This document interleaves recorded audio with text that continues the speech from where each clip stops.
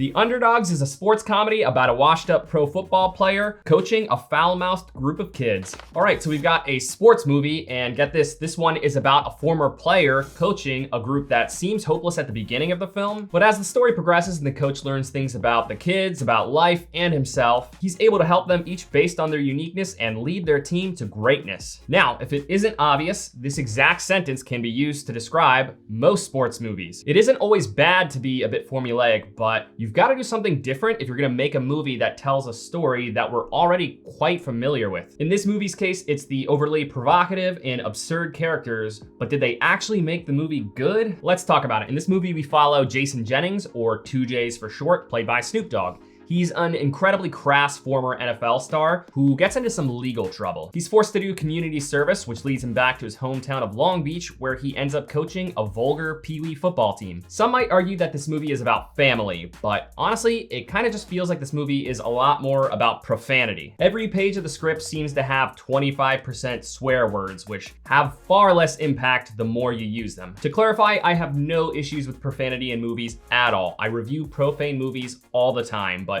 this one just kind of felt like Bob Saget's stand-up comedy. Like, the content itself isn't that funny, and he just sprinkles expletives all over his act as if swearing by itself is funny. Maybe to young preteens, swearing alone is still funny, but most people above the age of 18, I don't think will turn over laughing, even if it's coming from the mouths of children. But that's nothing new. As this movie literally points out, that's just how lots of kids talk because they're young and naive. I can't help but think that they were just trying to beat out Wolf of Wall Street's record for most expletives in a movie.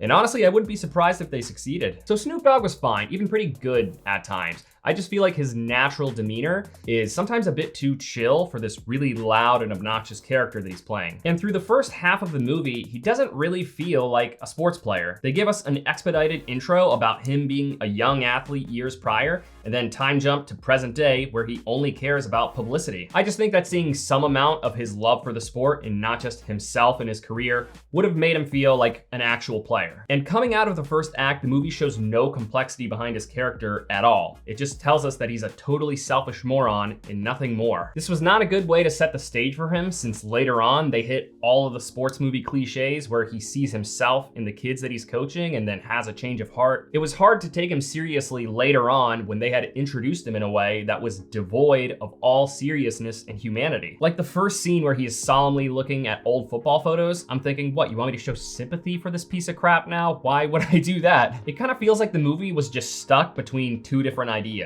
Making a Talladega Nights where the movie is largely just cheesy, stupid fun, and making a Longest Yard where the humor is there in cahoots with the story and doesn't necessarily overshadow the serious parts. It just feels like it couldn't make up its mind about what type of movie it wanted to be. The serious parts were appreciated, but almost felt out of place in a movie where a kid literally has the word titties on his jersey. So there were a couple of jokes that were funny. And I mean that literally. This comedy film had a grand total of 2 jokes that made me audibly laugh, and one of them was in the trailer. Comedy is obviously very subjective, but I personally found a lot of the humor in this movie to be very childish. A lot of it was pretty reminiscent of the humor that I indulged in when I was the same age as the kids in this movie.